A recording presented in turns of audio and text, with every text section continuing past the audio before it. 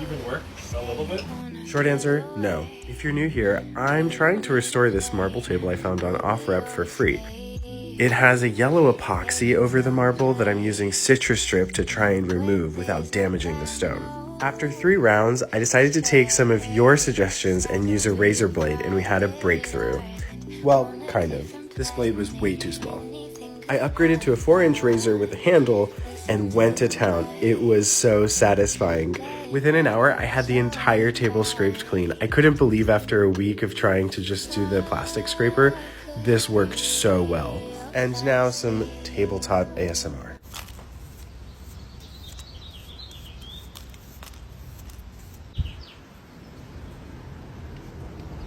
After applying a mild soap, the raw marble tabletop is now exposed. This is amazing. We're going to do the same thing to the base and then put it together in part 3.